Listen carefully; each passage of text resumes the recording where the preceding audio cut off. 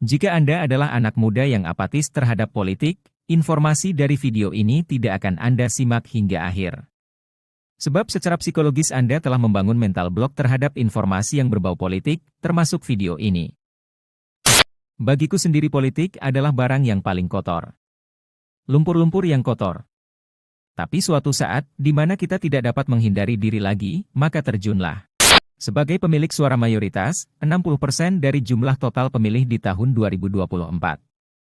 Suara anak muda jangan lagi digunakan sebagai pendulang suara dalam pesta demokrasi yang diselenggarakan setiap 5 tahun sekali.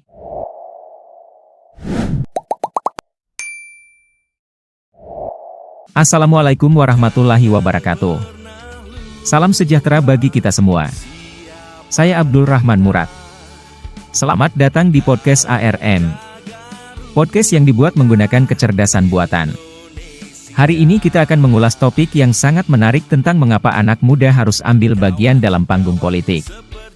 Untuk sebahagian anak muda, politik masih dianggap sebagai tempat yang kotor, penuh dengan intrik dan praktik transaksional.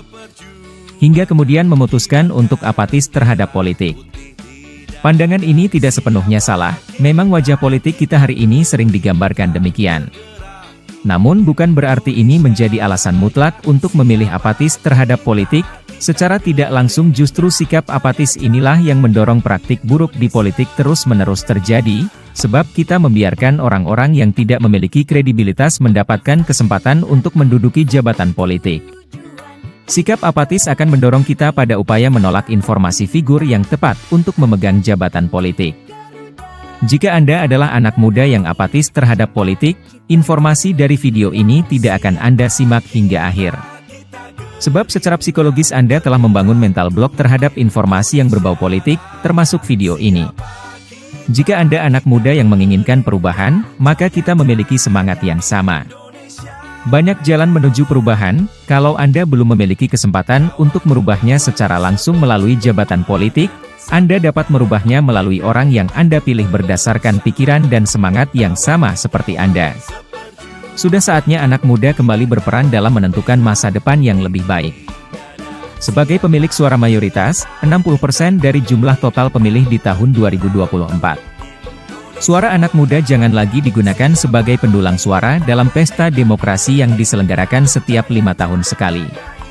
Itu sebabnya anak muda jangan apatis terhadap politik, agar bisa selektif dalam memilih sosok yang akan mewakili isi hati dan pikirannya dalam melahirkan kebijakan untuk perubahan. Terakhir, saya ingin menutup dengan ungkapan Suhokgi, aktivis muda angkatan 66. Bagiku sendiri politik adalah barang yang paling kotor. Lumpur-lumpur yang kotor. Tapi suatu saat, di mana kita tidak dapat menghindari diri lagi, maka terjunlah. Demikian, sampai jumpa di podcast ARM selanjutnya. Wassalamualaikum warahmatullahi wabarakatuh.